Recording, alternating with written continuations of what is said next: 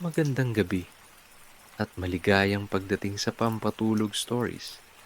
Kung ikaw ay madalas mag-overthink, kung nakahiga ka ngayon, pagod ang katawan, pero gising na gising ang isip, kung paulit-ulit ang iniisip mo, mga bagay na nangyari, mga bagay na sana ay hindi nangyari, mga tanong na wala pang sagot, manatili ka lang dito. Hindi mo kailangang intindihin ang lahat ng maririnig mo. Hindi mo kailangang sundan ang bawat salita. Sapat na marinig mo lang ang boses na ito habang dahan-dahang bumabagal ang lahat. Kung ikaw ay hirap sa pagtulog, kung pakiramdam mo ay pagod ka na sa kakaisip pero hindi pa rin makatulog, ang kwentong ito ay para sa iyo. Hindi ka nag-iisa sa ganitong pakiramdam. Maraming gabi ang dumaan na ganito. Tahimik ang paligid, pero maingay ang loob ng isip. At minsan, mas nakakapagod pa ang pag-iisip kaysa sa buong araw na paggawa. Kaya ngayong sandali, hindi kita hihingan ng lakas, hindi kita hihingan ng tapang, hindi kita hihingan ng sagot. Hihingan lang kita ng isang bagay. Manatili ka. Ipikit mo lang ang iyong mga mata kung kaya mo. O hayaan mo lang silang maging mabigat habang unti-unting lumulubog ang pakiramdam. Wala kang kailangang ayusin ngayong gabi. Wala kang kailangang patunayan. Wala kang kailangang solusyonan. Pwede mong ipahinga ang isip mo kahit sandali lang. Kung may pumapasok na isip, okay lang. Hindi natin siya itataboy. Hahayaan lang natin siyang dumaan, tulad ng ulap sa langit. At habang naririnig mo ang boses na ito, unti-unti mong mararamdaman na ligtas ka rito. Walang hinahabol, walang humihila, walang nagmamadali. Ngayong gabi, hahayaan nating magpahinga ang isip mo. Dahan-dahan lang. May mga isip na tahimik, parang lawa sa umaga. Walang alon, walang galaw. At may mga isip na tulad ng sayo. Palaging may tanong, palaging may iniisip, palaging may bumabagabag. Kung ikaw ay may overthinking, kilala mo ang pakiramdam na ito. Kahit pagod ka na, kahit gusto mo nang matulog, kahit alam mong kailangan mo ng pahinga, ayaw pa rin tumigil ng isip mo. Parang may listahan siya ng lahat ng bagay na kailangan mong isipin. Lahat ng mali, lahat ng kulang, lahat ng paano kung mali ang naging desisyon ko. Paano kung hindi ako sapat? Paano kung hindi ko kayanin ang bukas? Paulit-ulit, paikot-ikot, at minsan, mas tahimik ang mundo sa labas. Mas lumalakas naman ang ingay sa loob. Tahimik ang kwarto, tahimik ang paligid. Pero sa loob ng ulo mo, parang may usapan na ayaw matapos. At siguro, natanong mo na yung sarili mo, bakit ganito ako mag-isip? Bakit hindi ko mapatigil ang utak ko? Bakit ang dali sa iba, pero ang hirap sa akin? Kung ganito ang pakiramdam mo, pakinggan mo ito. Hindi ka mahina, hindi ka kakaiba, at lalong hindi ka sira. Ang isip mo ay sanay lang maging alerto, sanay magbantay, sanay maghanda. Marahil, marami ka ng pinagdaanan, mga panahong kinailangan mong mag-isip ng sobra para lang makaraos. At ngayon, kahit tapos na ang laban, hindi pa rin niya alam kung paano huminto. Parang isang bantay na ayaw umuwi kahit tapos na ang duty. Kaya lalo mo siyang pinipigilan. Lalo lang siyang nagiging maingay. Kapag sinabihan mo ang sarili mo na tumigil ka na, matulog ka na, huwag ka nang mag-isip, mas lalo lang siyang nagigising. Kasi ang isip na pagod, hindi kailangan ng sigaw. Kailangan niya ng pahintulot, pahintulot na magpahinga, kahit sandali lang. Kaya ngayong gabi, hindi natin siya pipilitin, hindi natin siya aawayin. Hahayaan lang natin siyang mapagod sa sarili niyang takbo. Kung may papasok na isip, hayaan mo lang. Hindi mo kailangang sundan. Hindi mo kailangang tapusin. Parang radyo sa malayo, unti-unting lumalabo ang tunog. At habang naririto ka, habang nakahiga ka, habang humihinga ka, unti-unti, kahit hindi mo namamalayan, bumabagal ang isip mo. Hindi bigla, hindi pilit, dahan-dahan lang. At kung sakaling hindi pa rin siya tumahimik, okay lang iyon. Hindi natin minamadali ang pahinga. Nandito ka lang. At sapat na yun. Maraming gabi na iniisip natin na bago tayo makatulog, kailangan muna nating ayusin ang lahat. Ang buong buhay, ang mga problema, ang mga plano, ang mga pagkakamali. Parang may checklist ang isip na kailangan munang tapusin bago ka bigyan ng pahinga. Pero ngayong gabi, hindi ganun ang mangyayari. Hindi mo kailangang ayusin ang lahat ngayon. Hindi mo kailangang intindihin kung tama ba ang lahat ng desisyon mo. Hindi mo kailangang malaman kung saan ka patungo. Hindi mo kailangang maging handa sa lahat. Ang buhay, hindi humihingi ng sagot sa kalagitnaan ng gabi. Ang gabi ay hindi oras ng pag-aayos. Ito ay oras ng pagpapahinga. Kung may problema kang iniisip, hayaan mo muna itong umupo sa tabi mo. Hindi mo kailangang kausapin. Hindi mo kailangang sagutin. Hayaan mo lang siyang nandyan. Tahimik. Hindi nagmamadali. Kung may plano kang binubuo sa isip, pwede mo itong ibaba muna. Parang bag na mabigat, pwede mong ipatong sa sahig. Kahit ngayong gabi lang, hindi ito tatakas. Hindi ito mawawala. Maghihintay ito hanggang bukas. At kung may pagkakamaling bumabagabag sa'yo, isang salitang hindi nasabi, isang desisyong gusto mong bawiin, hindi mo kailangang parusahan ng sarili mo ngayong gabi. Hindi ganito ang paghilom. Ang paghilom, nangyayari kapag nagpapahinga ka. Kaya sabihin mo sa sarili mo, kahit mahina lang, hindi ko kailangang ayusin ang lahat ngayon. Ulitin mo, dahan-dahan. Pwede ko itong ipagpabukas. Hindi ito pagsuko. Ito ay pahintulot. Pahintulot na maging tao, na mapagod, na huminto. At habang pinapayagan mo ang sarili mo na huminto, unti-unting bumabagal ang loob mo. Parang orasan na unti-unting pinapahinto ang tik-tik. Hindi bigla, hindi pilit, dahan-dahan lang. Kung sakaling bumalik ang isip mo sa problema, okay lang iyon. Hindi natin siya itataboy. Babalikan lang natin ang simpleng paalala. Hindi ko kailangang ayusin ang lahat ngayon. At sa bawat pag-ulit, mas gumagaan ang pakiramdam. Parang hinihila pababa ng kama ang bigat ng katawan mo. At habang bumibigat ang katawan, mas lalong bumabagal ang isip. Hindi mo kailangang magmadali. Wala kang hinahabol. Nandito ka na. At sapat na iyon. Ngayon, isipin mo. O hayaan mo lang itong dumating. May isang lugar sa loob ng isip mo na tahimik. Hindi mo kailangang pilitin itong makita. Hindi mo kailangang mag-isip ng detalyado. Hayaan mo lang na may lumitaw. Kahit anong anyo. Kahit anong pakiramdam. Maaaring ito ay isang maliit na silid. May malambot na ilaw. Walang matitingkad na kulay. Maaaring ito ay isang bahay sa probinsya. May bintanang bukas.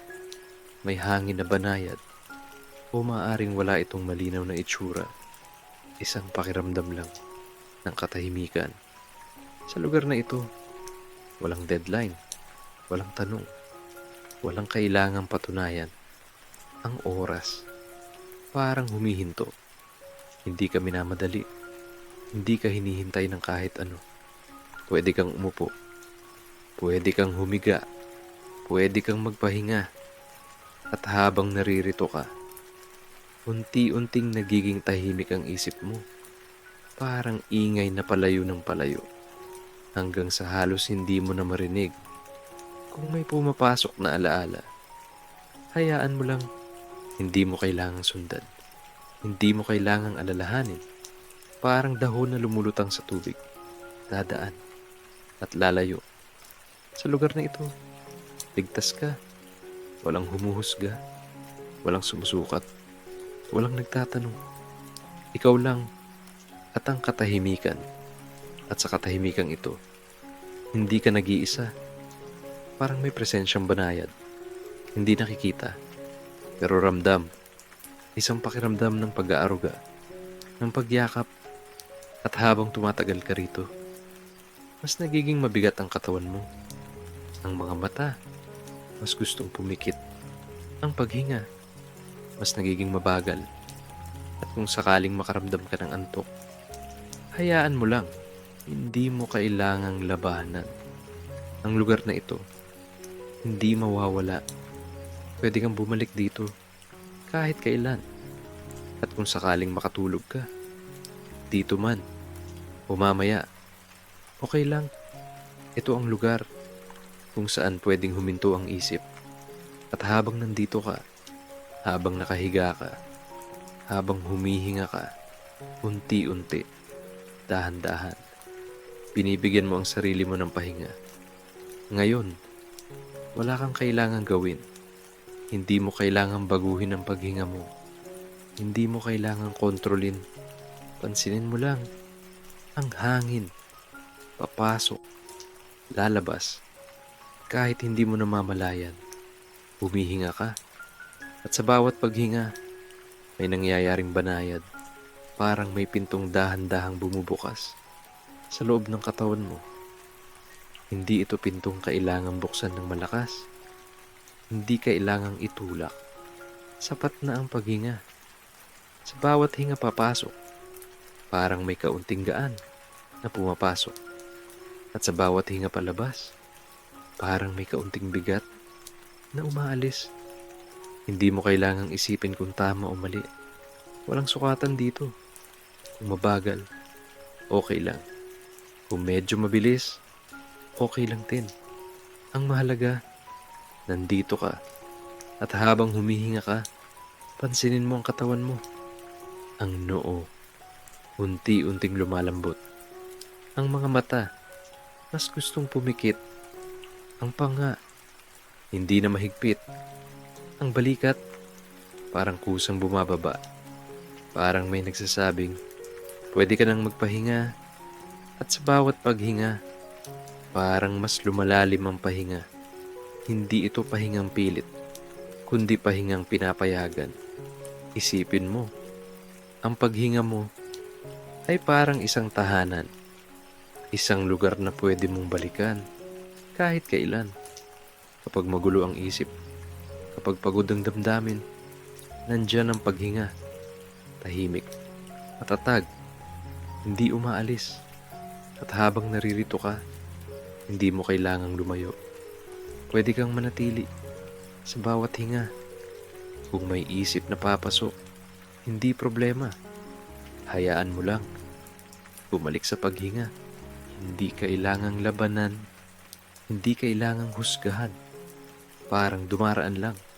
At habang dumarami ang mga sandaling ganito, unti-unti mong mapapansin na mas bumibigat ang katawan mo.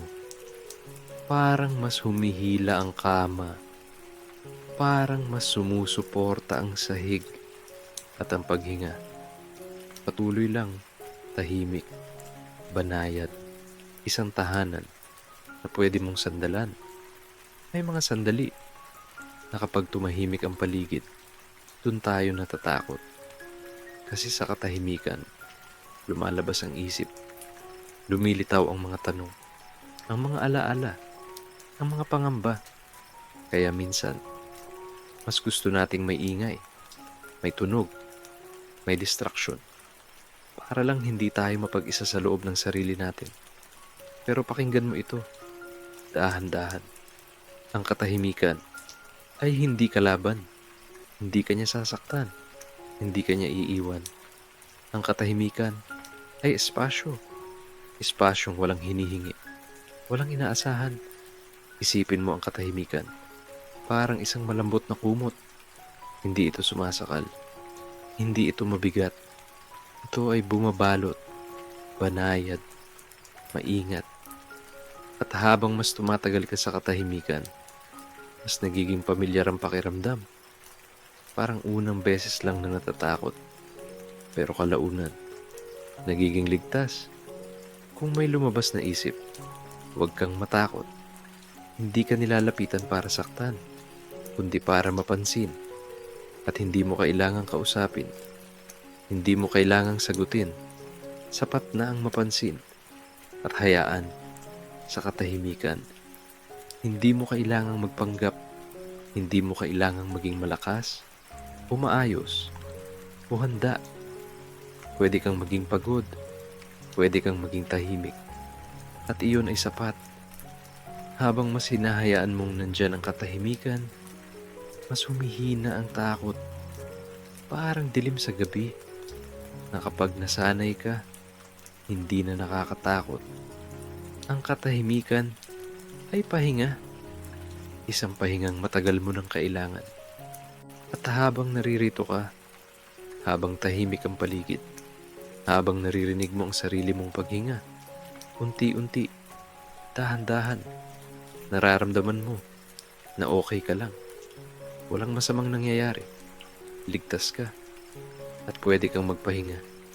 May mga gabi na parang mas mabigat kaysa sa araw. Kapag ang ilaw ay patay na. Kapag tahimik na ang paligid, doon mas lumalakas ang pakiramdam. Parang ang gabi ay oras ng paghusga. Bumabalik ang mga tanong, ang mga pangamba, ang mga alaala. Kaya minsan, ayaw nating dumating ang gabi. Pero pakinggan mo ito, dahan-dahan. Ang gabi ay hindi kalaban. Hindi ito dumating para husgahan ka. Hindi ito dumating para ipaalala ang mga pagkukulang mo. Ang gabi ay dumating para pahingahin ka. Isipin mo ang gabi, parang isang kaibigang tahimik. Hindi pala tanong, hindi mapilit. Nandyan lang, kasama mo. Ang dilim ay hindi para takutin ka. Ito ay para bawasan ang mga nakikita mo. Para mas kaunti ang kailangang iproseso ng isip. Kapag madilim, mas konti ang detalye, mas konti ang ingay, mas madali para sa isip na bumagal. At ang katahimikan ng gabi ay paalala na pwede ka nang huminto. Hindi mo kailangang tapusin ang araw ng perpekto. Hindi mo kailangang maging maayos bago matulog. Ang gabi, tumatanggap kahit pagod ka, kahit magulo ang isip mo. Hindi ka niya tinatanong kung sapat ka ba o kung tama ba ang ginawa mo. Tinanggap ka niya kung nasaan ka ngayon. At habang naririto ka sa gabi, hindi mo kailangang makipaglaban. Pwede kang sumandal. Pwede kang bumitaw. Kung may takot ka sa gabi, pansinin mo lang. Hindi mo kailangang alisin. Tingnan mo lang at hayaang manatili hanggang sa mapansin mo na hindi ka nito sinasaktan. Parang anino na kapag sinundan mo ng tingin, wala naman talagang hawak. Ang gabi ay yakap. Isang yakap na hindi nagsasalita, pero ramdam. At habang mas tumatagal ang gabi, mas humihina ang ingay ng isip. Parang lungsod na natutulog. Unti-unting namamatay ang mga ilaw. At sa dahan-dahang pagdilim, binibigyan ka ng gabi ng pahintulot. Pahintulot na magpahinga. Ngayon, wala ka nang kailangang gawin. Kung may natitira pang iniisip, okay lang. Hindi natin sila itataboy. Hindi natin sila aayusin. Hayaan mo lang silang nandyan. Parang mga ulap. Hindi mo kailangang sundan. Hindi mo kailangang tapusin. At habang mas pinapayagan mo ang sarili mo, mas bumabagal ang lahat. Ang isip, parang dahan-dahang humihiga. Hindi mo kailangang pilitin ang antok. Hindi mo kailangang habulin. Darating ito kapag handa ka na. At kung sakaling hindi ka patuluyang makatulog, okay lang din yon. Hindi na susukat ang pahinga sa tulog lang. Ang pahinga, nangyayari sa pagbitaw, sa hindi pag-aayos, sa hindi paglaban. At sa sandaling ito, kahit sandali lang, pinapayagan mo ang sarili mo na huminto. Kung naririnig mo pa rin ang boses na ito, huwag kang mag-alala. Hindi mo kailangang tapusin ang kwento. Pwede kang makatulog kahit nasa kalagitnaan. At kung sakaling bumalik ang isip mo sa mga iniisip kanina, pwede kang bumalik dito sa paalala na hindi mo kailangang ayusin ang lahat. Sa pakiramdam na ligtas ka. At habang humihinga ka, habang bumibigat ang katawan mo, unti-unti, dahan-dahan, binibitawan mo ang araw. At kung dumating ang tulog, hayaan mo lang. Kung hindi pa, nandito lang ang katahimikan kasama mo. At kung naririnig mo pa rin ang boses na ito, okay lang. Wala kang kailangang gawin. Wala kang kailangang sundan. Manatili ka lang dito. Kung bumalik man ang isip mo sa mga iniisip kanina, pwede kang bumalik sa simula, sa mga salitang nagsasabing, hindi ka nag-iisa at hindi mo kailangang ayusin ang lahat. Kung ikaw ay may overthinking, kung ikaw ay hirap sa pagtulog, nandito lang ang kwentong ito. Hindi para tapusin, kundi para samahan ka. At kung sakaling makatulog ka, habang naririnig mo pa ito, hayaan mo lang. At kung sakaling magising ang isip mo muli, pwede kang bumalik dito. Kahit paulit-ulit, walang mali, walang huli. Nandito lang ang katahimikan. Tahimik, banayad, kasama mo. At ngayon, dahan-dahan, ipahinga mo ang isip. Magandang gabi.